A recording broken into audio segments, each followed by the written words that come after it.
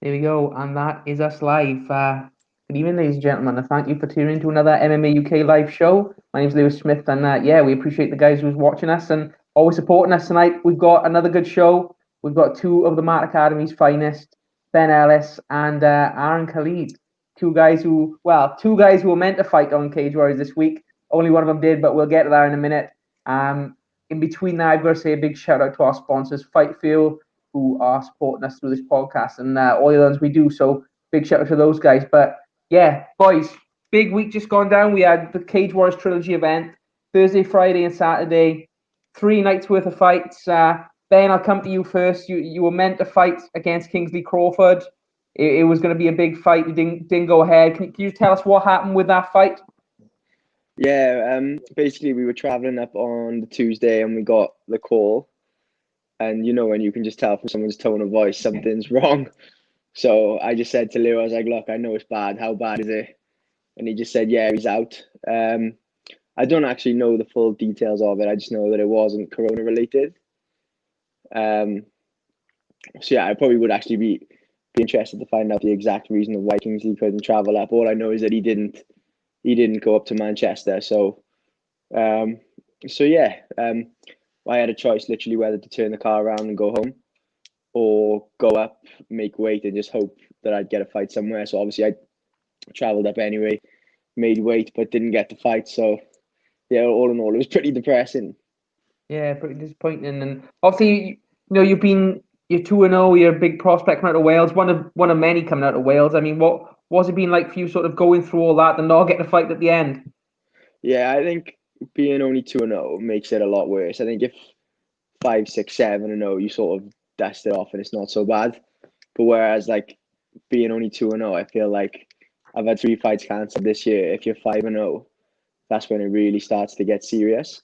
Like obviously, Paul Hughes was 5-0 going into the trilogy, and we saw the amount of attention he got from that. So that's what's eating me up at the minute. But I know it won't take long.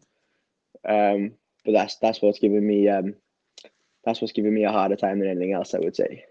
Yeah, I can imagine. And obviously, a big disappointment for you, as you said. But on the other hand, we've got a guy to your right, Aaron Khalid. Massive win. Obviously, you took on Mick Stanton and got a first round submission, a very quick one as well. Aaron, first of all, how's it been over the last couple of months, and what was it like to get that big win, buddy? It's been over the last couple of months during lockdown. It's been great. I've been training flat out and with the kids and work, so nothing really changed for me much apart from I got more time to train and more time with the kids, which didn't really get the show on the weekend. No, for Ben went then. Then to get a submission victory so quick, yeah, it was great, but kind of disappointing. I wanted to show off my striking skills a bit, but I'm fresh and healthy. The next one will be in November, so I'll show them off then, no doubt. Yeah, definitely. And you finished him quick. Was that something you've been drilling for, Aaron? I know obviously you're known for your submissions, but it seemed to happen so quick. I was sort of wondering, is that something Aaron and Lou and the guys at the mat have seen with Mick and they've been practicing that because it was so slick? Or was it something that happened? It was just something that happened, but we knew what he did. He came out for a left hook, right hook, and then he kind of stepped off and he shot. That 100% we knew that was going to happen. And when he did it, I didn't think he was going to give me his neck so easily. We didn't plan for anything like that. The plan was to get the hold, get the chin strap, and get back up. So you hear Wayne in my corner screaming, use it to get up, use it to get on top, or use it for a sweep. I did position myself into a butterfly nicely to go for the sweep, but I felt I was deep on the neck already. So I was like, I'm good at these. I'm going to go for it. Went for it, and it kind of pulled off, didn't it? Yeah, it wasn't a bad win. And obviously you came out now. There was a good few pullouts on these cards. I think we had 6 or 7 fights pull out overall. Obviously in the weight class above you had Jamie Richardson was going to be fighting Matthias Frederick for the middleweight belt. Now, Jamie's obviously a guy you've beaten in the past, I think a year or so ago down in Cardiff. You got a submission over him. And he was left an opponent. I know you were calling out for a fight with Jamie. And even in the broadcast, as soon as you got out of the cage, Graham Boylan came on with Layla and he said, there's a good chance that we could see this fight happen. What happened with that? Was it ever really on the cards, or was it something that was just Yeah, no, we like obviously with emotions high, just coming off the win and thinking I'm gonna get the title shot. I went to sleep that night thinking I'm gonna wake up with the title shot, thinking I'm gonna be the middleweight champion the time this trilogy ends. But then we had a sit down with Graham and my team, and they wanted me to stay at middleweight. I'm not a middleweight, I'm a welterweight. So I could have lied and said, yeah, I'll stay at middleweight, just fought for the belt and then just fuck them around kind of thing. But I don't want to burn that bridge with Cageroys. They've been good to me. I'm not going to lie to them. So I was honest with them. I said, look, I'm not going to stay at middleweight. I wanted the fight. Jamie wanted the fight, but in a business idea and a smart idea, it just didn't happen. Yeah. Guys, I've just had a message through from our tech guy, and he said, can we turn our phones to landscape because it zoomed us in a little bit more? Is that possible? Or is it not going to... Mine doesn't want to change. I don't know why. Aaron, you're good. You might just leave it, Ben. It's no problem. We can still see you. Try and bring you a bit closer. There we go. That's worse, isn't it? Fuck.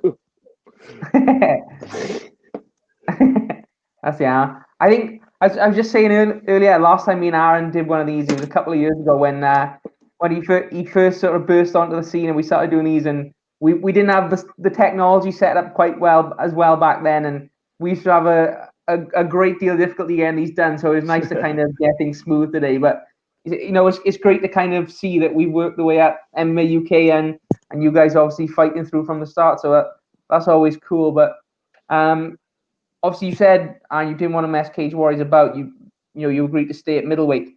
Does that mean for you next then you think you've got a title shot next? Because you've beaten Jamie, who's got a middleweight shot. The two guys who beat you in the division was Ross Houston and Lahore. They both left now. Yeah. Is that shot for you next, do you think? It looks like it could be, but you never know until it's in writing, until I'm in there. You never know. But then again, who else is there to give the shot to? I was looking at the rankings earlier on. Everyone else above me or below, like just below me, are all signed by different promotions. So I don't think there's anyone else to give the shot to, apart from me.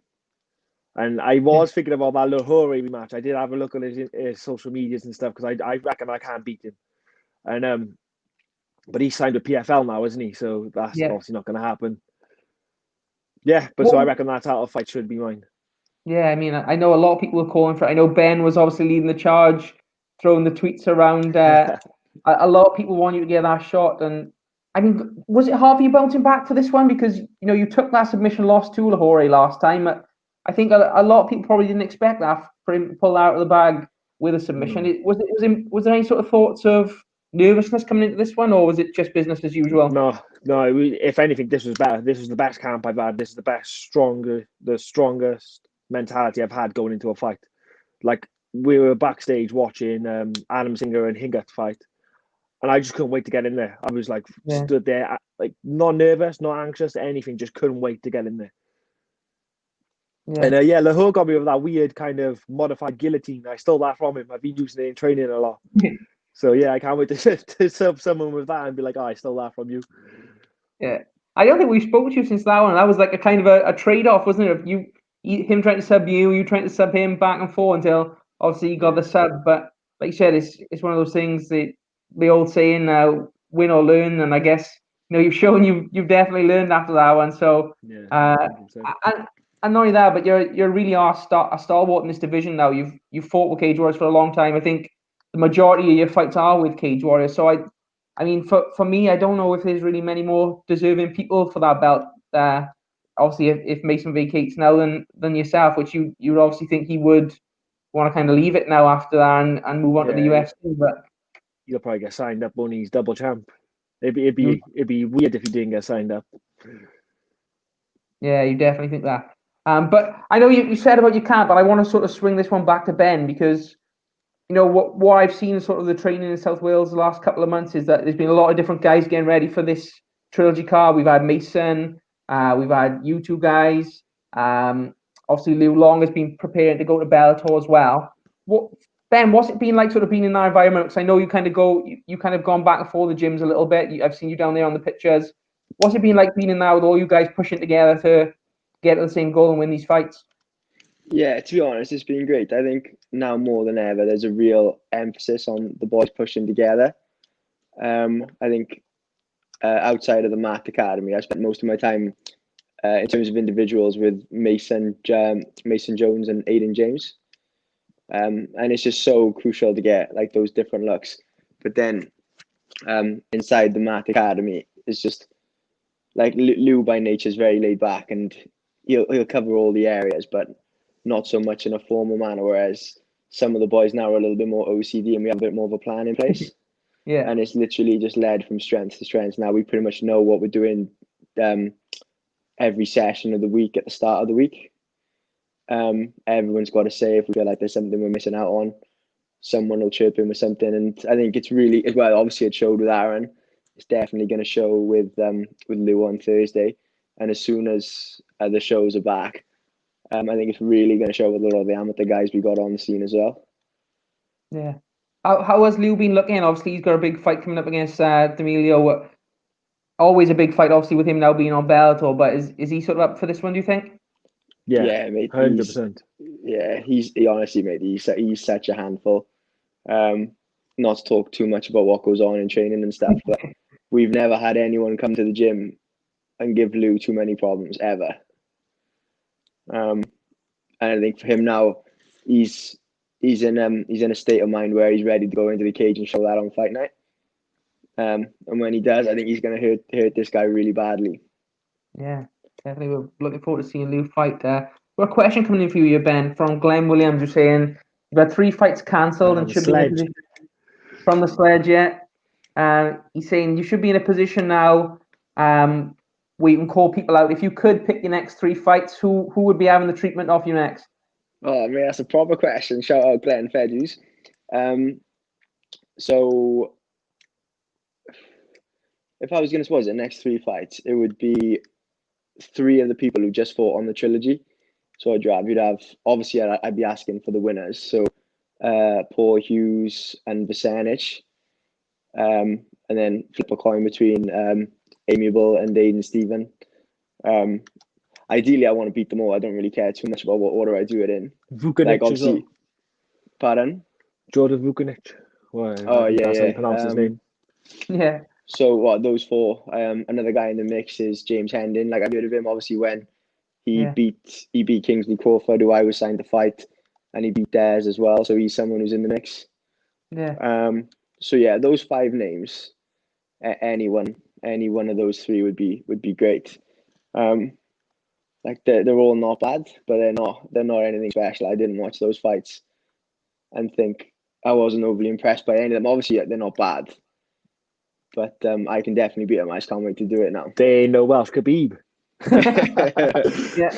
Well, that's what I was going to say, because Paul Hughes, he put on a very, very impressive performance. How do you think you match up with someone like that who's got that really strong grappling style and good striking as well? Throw him about. Yeah, throw him about. I think Aiden Stephen did a really good job getting to the clinch, and he just did jack shit with it. I was surprised, to be honest. Like when Paul got on top, I thought that's the best he looked in the whole fight, because Aiden's pretty dangerous off his back. Yeah. He showed particularly likes going for Kimuras, like when he caught Des. But just say some of the positions Aiden got to, I know for a fact that if I'm in that position, Paul's landing on his head.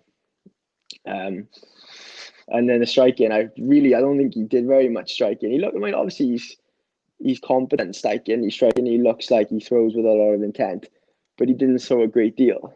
And he's just a smug little fucker, and he really is. Like some of the facial expressions he pulls, like the one that stands out is when he knocked out that guy on the previous Cageroys show. He just sticks his chin up and yapping on about being this and that. So yeah, I'm looking forward to testing him. I know a lot of people say about testing himself. I'm not worried about testing myself. I really want to test him. Yeah, I'm sure that's gonna. To be in all fairness to him, he's 6-0 now, so he's a little bit ahead of me. But I know it'll happen eventually. I'm looking forward to when it comes around. Yeah, there you go. That's a big shout out there. Aaron, is there any reason they call this guy the Welsh Khabib? Can't reveal secrets, but what happens in the training room stays in the training room. The guy's a monster grappling. He's a real good wrestler, real strong. Once he gets hold of you, he's just stuck to you. Yeah, fair play. And I mean, Aaron, I know that question was for Ben there, but same question for you. I mean, obviously, wherever your next fight, whether it's for a belt or not, you've got wins over the top of the division now. You've beaten Proctor in the past. What names is there for you next? Do you think, whether, like you said, whether it is for the belt or not? I don't know, because I had a look at the rankings earlier, like I said, and everyone seems to be signed with other promotions. So I don't know, unless they pick someone from like a European circuit or something. I don't know who could be next, but I haven't got an idea who it could be. No, fair play. I We've tell you got one MMA. thing, whoever it is, somebody tell them, don't let Aaron get anywhere near their neck. Oh, it's a wrap. Once I get a wrap, it's a wrap. Yeah, actually, yeah. There you go. Guys, we've got MMA Funny who's asking for both of you, do you get a hard on when Brad Wharton says unbelievable to one of your fights? every time without fail. Big shout out to Brad Wharton there.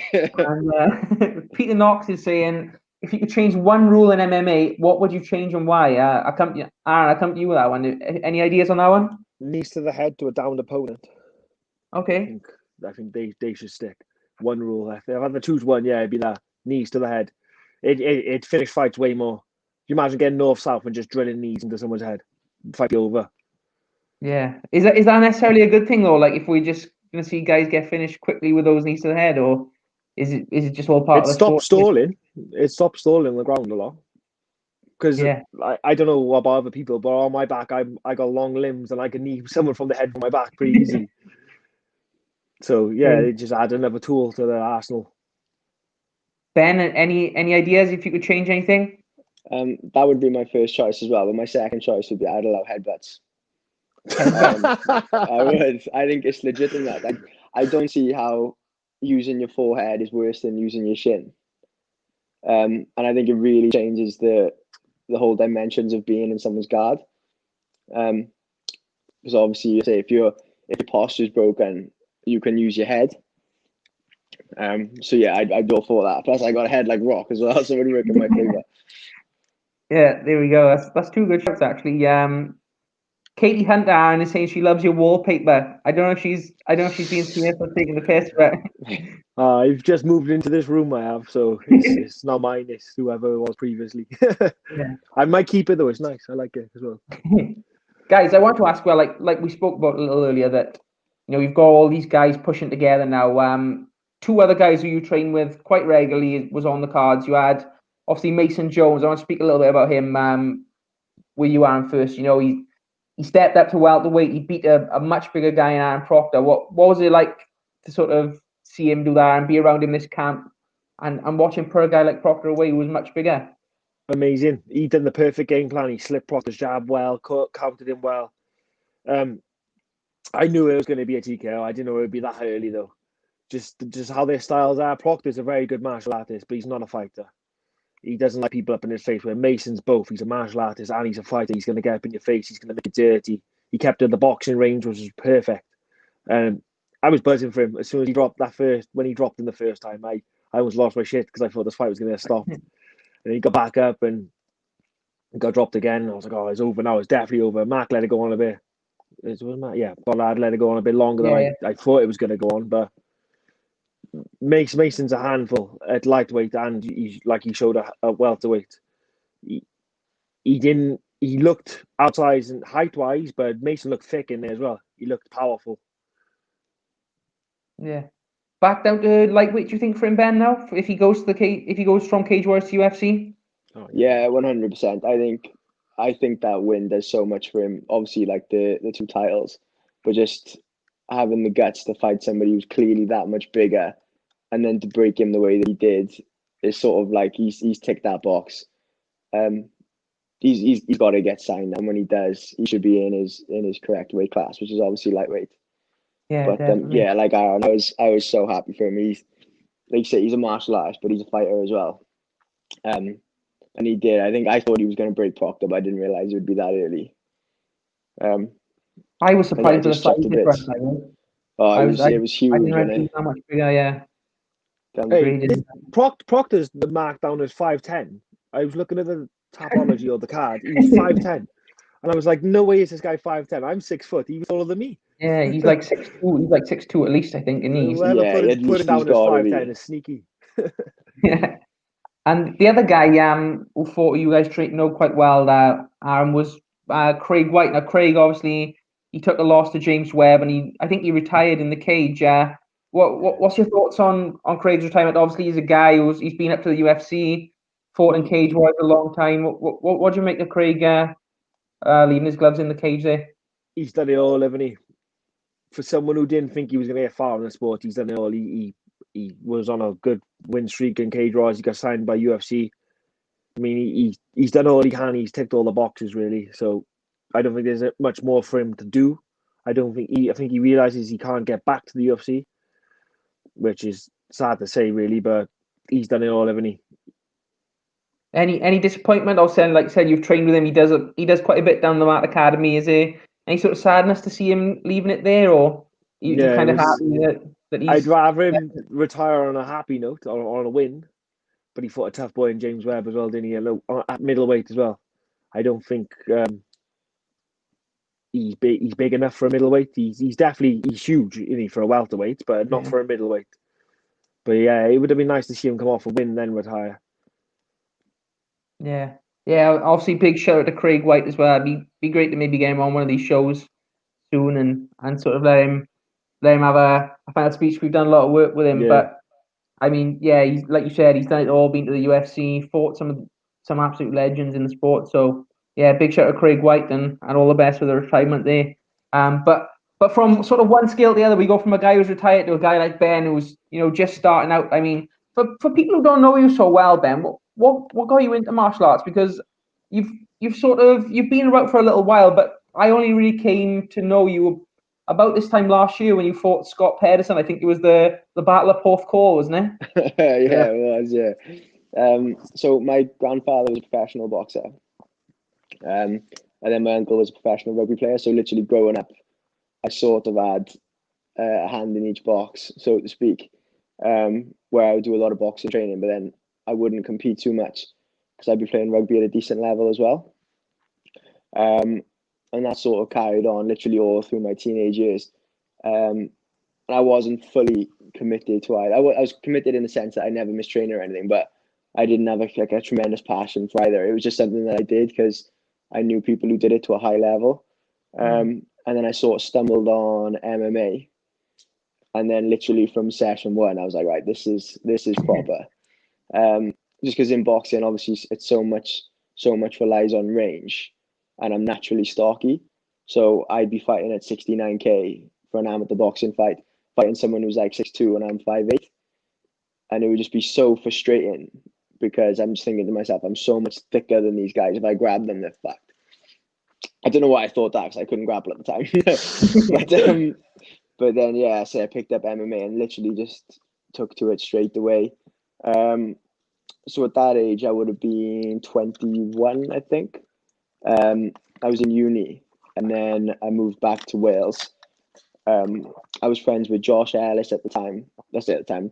Still friends with Josh Ellis, but I was friends with him then. And I knew he trained at the Mat Academy. So I literally Googled all the gyms in Wales. And then messaged Josh, messaged Lou. And that was all she wrote. I've been there ever since. Yeah. It's a very close-knit team over there. What was it like to be a part of that gym, Ben? It's the reason we're tight is because we're still relatively small. It's because Lou and Wayne are savage. A lot of people can't keep up with the intensity of the training. And the banter. And the banter's ruthless. I can't say a lot of what gets said in the gym, but it's good. But all that aside, there's just a massive MMA element to everything. So whether it's a Muay Thai session, jiu-jitsu, wrestling, there's always that emphasis of MMA, and I think that's why the MMA team in particular is doing so well. But obviously, if you speak to any martial arts gyms, the reason that they're big is because there's a big emphasis on the commercial side. So making it lighter sessions, doing a lot of friendlier classes. Whereas with us, I mean, sometimes people are coming to the gym for a certain class, and there's just the boys are wrecked. They're on the floor. There's blood everywhere. It's just part and parcel of the training, but that's the reason that we win. Yeah. Do you agree with that? And is that something you think is, that kind of, head-on training is why you're all doing so well? Yeah. Oh, was that for me? Yeah, for you. Oh, sorry, my bad. Yeah, yeah. I mean, as a team, we have grown a lot this year. And the fighters especially, because we're all so close together, and we're constantly in there every day with each other. It is good. Yeah. We got a question for you, Aaron, from Peter Knox, who's saying, what's your thoughts on Houston joining Bellator instead of waiting for the UFC? And do you think he'll beat MVP? Thoughts on it? I haven't really given it a thought. I haven't thought about him choosing Bellator over UFC. But yeah, I think he can beat MVP. He's got the perfect style to beat him. He's not gonna stand around and flinch and be scared to engage with like most of MVP's opponents. It's a big ask though, because MVP does make people flinch. Yeah. But Houston's gonna go in there. He's got a lot of, so you could call it pressure. He's got a lot of eyes watching him because he's undefeated. He was the Cageroys champion, and now he's gone over to there.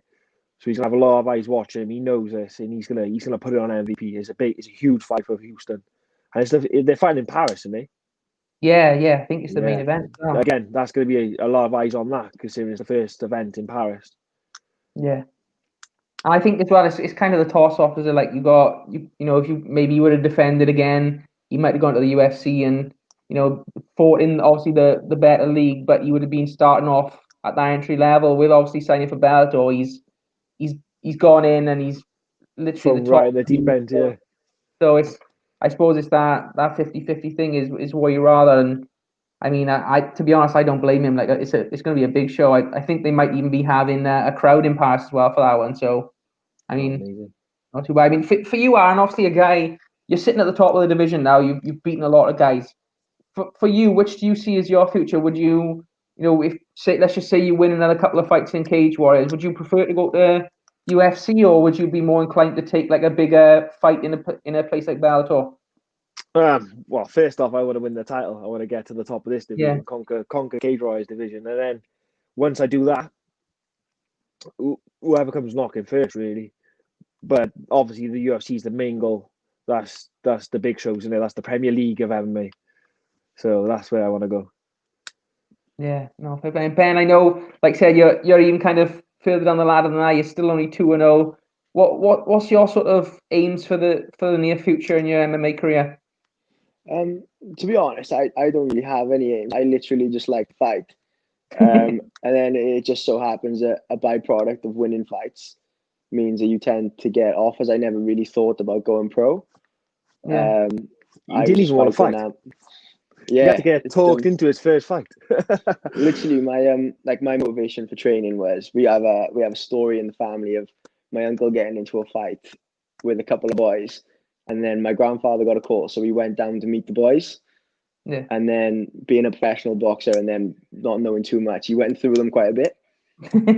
So like growing up, I was like, right, I need to have a certain level of knowledge that if ever I'm in that position, I'm able to do that. And when I started training, it was the same thing. I was just like, yeah, I just want to be able to do something along those lines. So then, yeah, I started fighting because Lou basically said, look, you're good enough to be fighting. And if you want to fight, you're going to fight. So I said, yeah, okay, we'll do it. And then just a byproduct of winning was turning pro. And I think a byproduct of winning the next, say, 5 fights will probably mean a Cage Warriors title shot. And then when I win that, I can just do whatever. But yeah, in terms of aims, I don't massively care. Because at the end of the day, it's just fight promotions, and the only thing they care about is how many people are paying to watch you. So I don't really care about them either. It's just I'll just enjoy fighting. Yeah, okay, playing. I mean, you're in a great place for now because the division you're in is absolutely stacked. You said some of the names earlier. There's some absolute beasts in that division. So to see you match up against them is definitely going to be exciting, especially for all the Welsh fans, because it really is a growing sport in MMA in Wales now. I mean, do you guys kind of feel that the support you get that is growing around you? Yeah, definitely. Especially with all the fighters coming out of Wales now hitting the big shows. Like you've got Mason, double champ. You've got Lou in Bellator. You've got Jack Shaw over in UFC. Brett Johns over in UFC. So it's just as a country we are just growing, into the MMA world, where normally people think of Wales, they think of rugby, they think of football, but now they're going to start to think of MMA as well.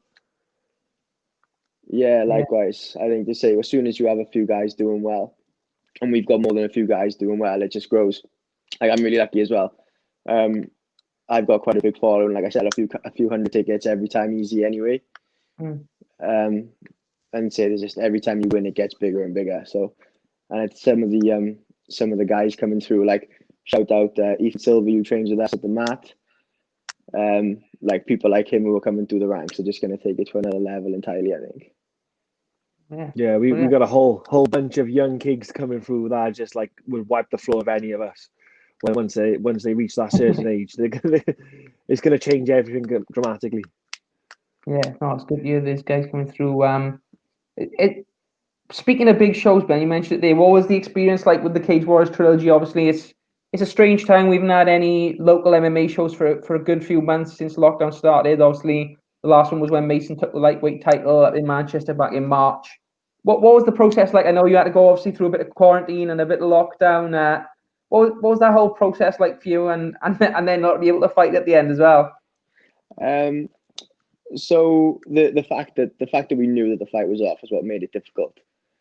I think if it hadn't been for that, it would have been water off a duck's back. Like it was 24 hours in a hotel room. I was with my brother. So we were just watching The Last Kingdom on Netflix. And yeah, we could have done another few days easy because we were well into that. It was just the fact that I knew there was a decent chance, well, more than a decent chance that I wasn't going to be fighting. Like there was a very small chance that I would be, so that was playing on my mind.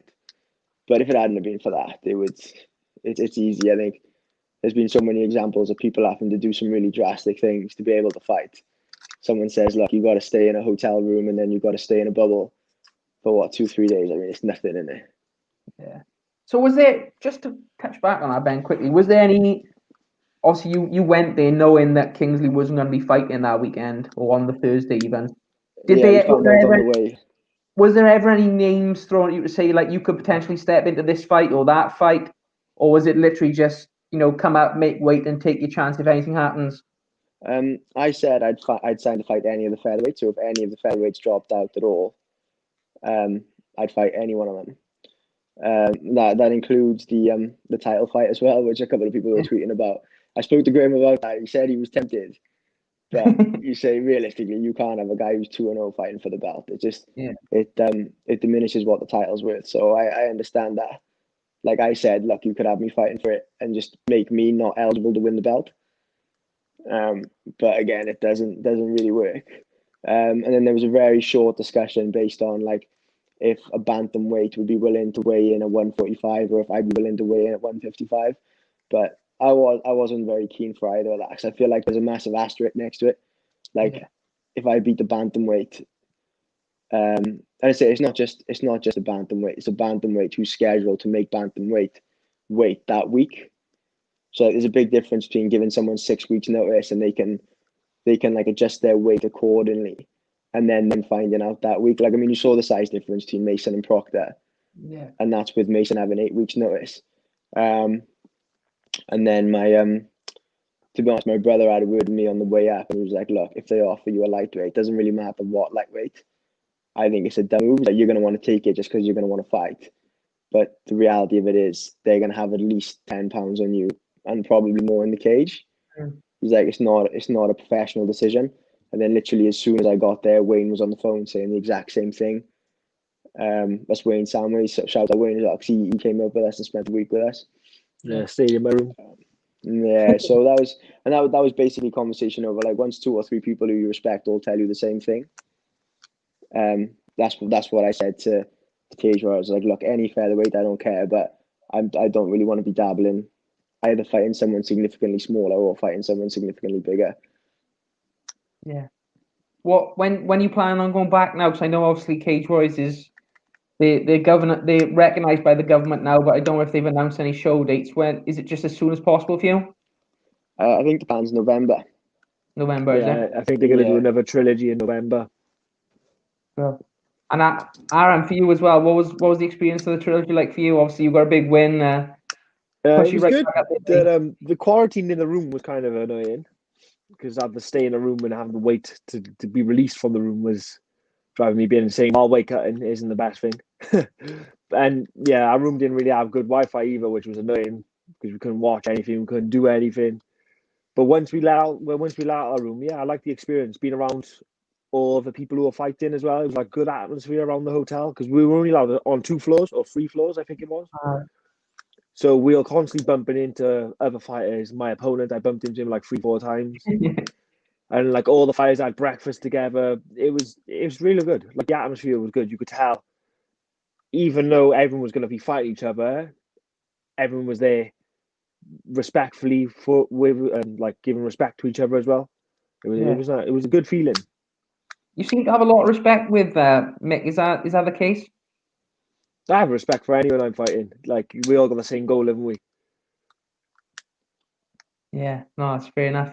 MMA women are asking both of you, any up and coming Welsh women we should look out for? Obviously, we've got Corey McKenna, who's the first woman just signed for the UFC. Any other guys that you know of that we can watch out for, Aaron? No, I can think of the top of my head. Corey being the main one. Yeah. I don't know. Yeah. What about you, Ben? Steph, I think she trains at Crispy Square. She was from Nails. Yeah. Yeah, she seems talented. She trains hard. She commented on one. I put up some random video during lockdown, like a fitness session we did, and then she replied telling me what she'd been doing. Made me feel like shit about myself because it sounded hard. So yeah, I think she's one to look out for, and obviously congratulations to Corey as well. She's done awesome, and I hope the UFC goes really well for her. Yeah, and that's Steph Evans, I think, isn't it? She's I think a little bit at Clay Combat now as well, so big shout out to her. I know she's been on the show before. But yeah, I think definitely want to try and get a few more Welsh women out there. I know we've got one in the UFC now. Hopefully we get a few more coming up in the future. But yeah, it's like boys, it's like anything in it. The better the Corey does, and the better the Steph does, it just generates more and more, doesn't it? Yeah, definitely. Well, boys, I just want to say a big thank you for joining me tonight. Obviously, I know it's quite short notice for you. We got this one together, but always great to have you on, Aaron. This was a bit more successful than the last one we did, where I think we had no sound for the first 20 minutes. Yeah, this was much better. So thanks for having us, though. I appreciate it. Yeah, definitely. Thank you, mate. And we'll definitely look forward to seeing you soon, and hopefully on that Trilogy card in November. And definitely, 100%. guys, for everyone watching, please like this video, share, and subscribe to our YouTube channel. And we will see you all next time. Thank you, guys. Bye. Cheers, guys. Bye.